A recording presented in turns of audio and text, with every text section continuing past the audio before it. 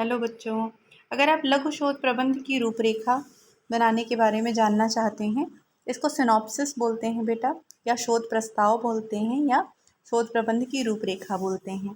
तो उसको अगर आप जानना चाह रहे हैं तो उसमें ऐसा होता है कि सबसे पहले पेज में आपको शीर्षक लिख देना है। उसके बाद में आपको प्रस्तावना लिखनी है। जो भी विषय आपने चुना है उसकी प्रस्तावना आप 3-4 पेज में, वहाँ पर 2-3 पेज में भी लिख देंगे। संक्षिप्त प्रस्तावना आप लिख दीजिए। जैसे मान लीजिए कि उस टॉपिक पर आप कोई निबंध लिख रहे हैं, ठीक है, उसके बारे में आप सब कुछ बता दीजिए उसमें। तो ऐसे आपको प्रस्तावना लिखनी होगी। उसके बाद में ये जो अलग अलग शीर्षक नीचे दिए हुए हैं 2-3-4 नंबर पर, ये सब आपको नहीं लिखने हैं। ये आपका जो शोध प्रबंध होता है उसके लिए होता है। आपका लघु शोध में आप प्रस्तावना लिख देंगे। उसके बाद में अध्याय विभाजन, ठीक है, उसमें आप प्रस्तावना के बाद लिख देंगे कि मेरा जो शोध प्रबंध है, लघु शोध प्रबंध है, वो निम्न प्रकार से विभाजित है। 5 अध्याय में विभाजित है या 4 अध्याय में विभाजित है।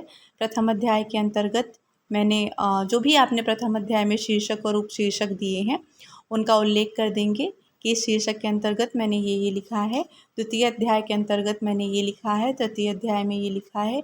चतुर्थ अध्याय में उपसंहार किया है, या पंचम अध्याय के अंतर्गत उपसंहार करके मैंने शोध कार्य संपूर्ण किया है अपना। उसके बाद आप शोध प्रविधि का उल्लेख कर देंगे कि कौन सी शोध प्रविधि का यहाँ पर मैंने प्रयोग किया है। वर्णनात्मक शोध प्रविधि, ऐतिहासिक शोध प्रविधि, तुलनात्मक, जो भी शोध प्रविधि आपने इस्तेमाल की हो उसका यहाँ पर उल्लेख कर देंगे। और उसके बाद में संदर्भ ग्रंथ सूची लगा देंगे अंत में, जिन जिन किताबों से आपने सहायता ली है। कुछ ग्रंथ ऐसे होंगे जिन पर आपका शोध कार्य आधारित होगा, जैसे हिंदी उपन्यासों पर है, कविताओं पर है, कहानियों पर है। जिस भी विषय पर है, जिस भी लेखक पर है, तो उसके वो ग्रंथ जो आपने जिनके ऊपर शोध कार्य किया है वो सभी आपके आधार ग्रंथ होते हैं। और बाकी अन्य आलोचनात्मक ग्रंथ जिनसे आपने सहायता ली होती है लिखने में, वो सभी आपके सहायक ग्रंथ के अंतर्गत लिख दिए जाते हैं। तो अंत में आप संदर्भ सूची लगा देंगे और ऐसे ही रूपरेखा आपको बना लेनी है।